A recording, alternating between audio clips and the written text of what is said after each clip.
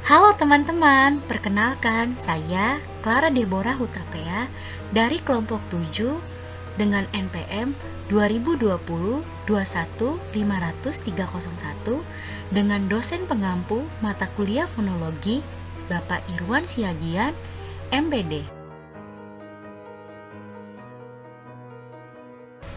Pada kesempatan kali ini, saya akan menjelaskan submateri klasifikasi fonem bahasa Indonesia. Apa itu fonem bahasa Indonesia? Mari kita cari tahu. Pengertian fonem. Menurut Alwi pada tahun 1993 halaman 27, fonem adalah bunyi bahasa yang minimal yang membedakan bentuk dan makna kata. Dunis Iper DKK pada tahun 2002 halaman 4 mengutip, fonem adalah suatu bunyi yang secara fonetis mirip dan memperlihatkan pola distribusi yang khas. Misalkan dalam bahasa Indonesia, bunyi K dan G merupakan dua fonem yang berbeda. Misalkan dalam kata cagar dan cakar. Fonem-fonem yang berupa bunyi yang didapat dari hasil segmentasi terhadap arus ujaran disebut fonem segmental. Sebaliknya, fonem yang berupa unsur suprasegmental disebut fonem suprasegmental atau fonem non-segmental. Cara membentuk fonem bahasa Indonesia.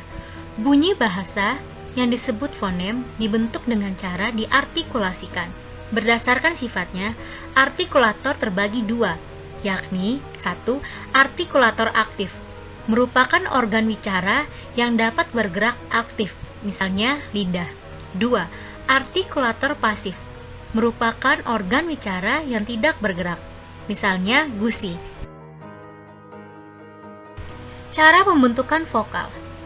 Vokal merupakan jenis bunyi ujar di mana arus udara setelah keluar dari glotis tidak mendapat hambatan dari alat ucap.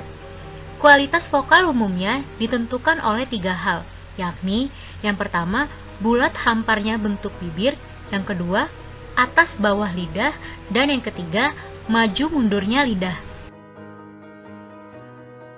Klasifikasi vokal. Bunyi vokal biasanya diklasifikasikan dan diberi nama berdasarkan posisi lidah dan bentuk mulut.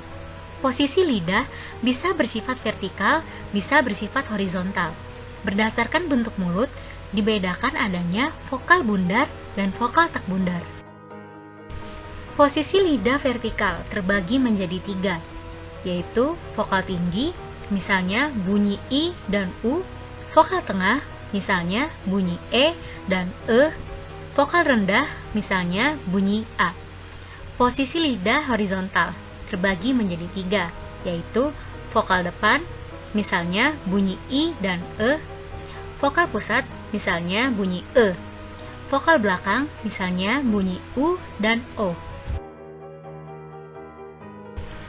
Vokal I diucapkan dengan meninggikan lidah depan setinggi mungkin tanpa menyebabkan terjadi konsonan geseran. Vokal A diucapkan dengan merendahkan lidah depan atau ujung lidah serendah mungkin. Vokal AI diucapkan dengan merendahkan pangkal lidah sebawah mungkin. Vokal U diucapkan dengan menaikkan pangkal lidah setinggi mungkin. Vokal E dan E diucapkan dengan lidah depan terletak di antara vokal I dan A. Vokal O dan E diucapkan dengan posisi pangkal lidah di antara vokal U dan A. Berdasarkan bentuk mulut terbagi menjadi 2, yaitu vokal bundar. Disebut vokal bundar karena bentuk mulut membundar ketika mengucapkan, misalnya vokal O dan U. Vokal tak bundar. Disebut vokal tak bundar karena bentuk mulut tidak membundar, melainkan melebar ketika mengucapkan, misalnya vokal I dan E. Vokal kardinal.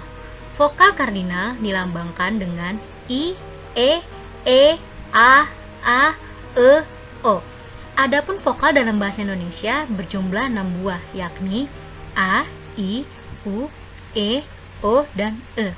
Pembentukan vokal ini didasarkan pada posisi bibir, tinggi rendahnya lidah, dan maju mundurnya lidah.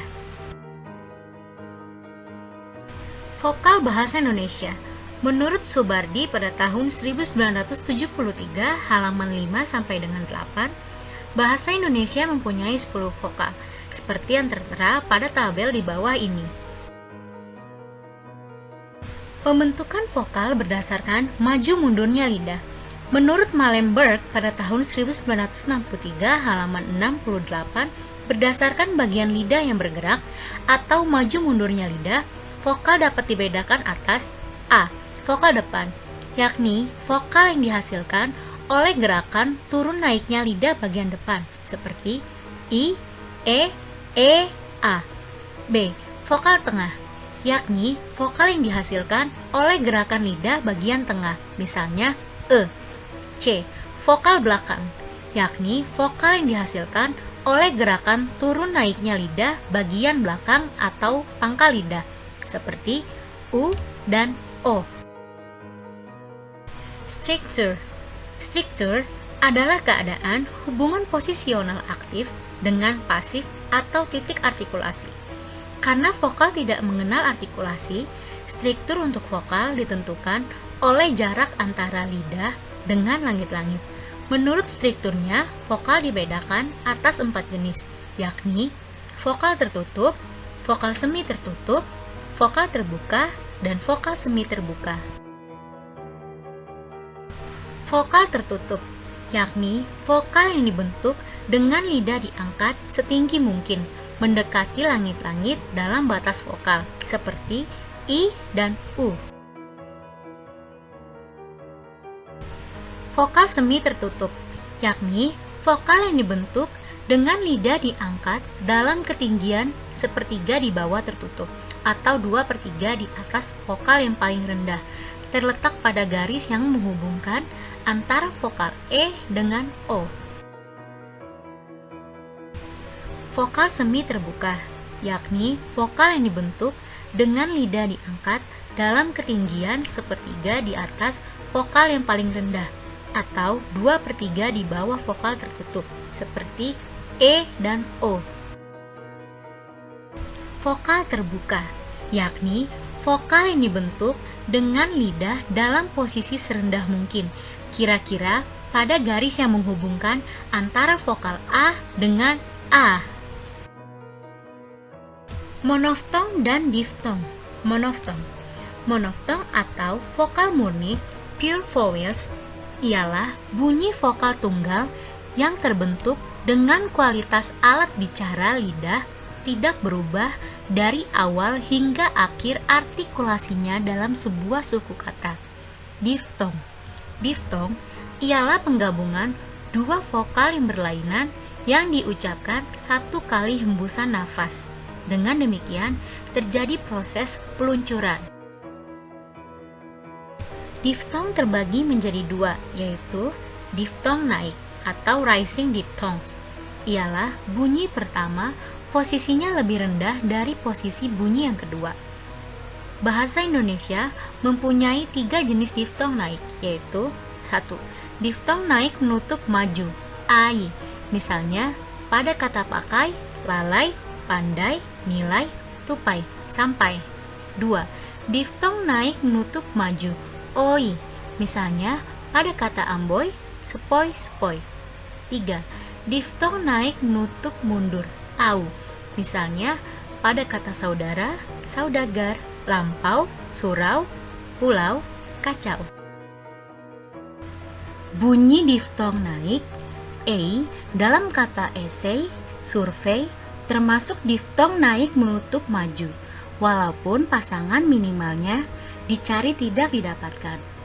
Diftong turun atau falling diphthongs ialah jika posisi lidah yang kedua diucapkan lebih rendah dari yang pertama. Dalam bahasa Inggris terdapat 2 jenis diftong turun, yakni 1. Diftong turun membuka memusat, ie, misalnya dalam kata ear. 2. Diftong turun membuka memusat, iel, misalnya dalam kata fuel. Kesimpulan dari materi ini, istilah fonem dapat didefinisikan sebagai satuan bahasa terkecil yang bersifat fungsional Artinya, satuan fonem memiliki fungsi untuk membedakan makna. Fonem dalam bahasa mempunyai beberapa macam lafal yang bergantung pada tempatnya dalam kata atau suku kata. Dalam hal kajian fonetik, perlu adanya fonemisasi yang ditujukan untuk menemukan bunyi-bunyi yang berfungsi dalam rangka pembedaan makna tersebut.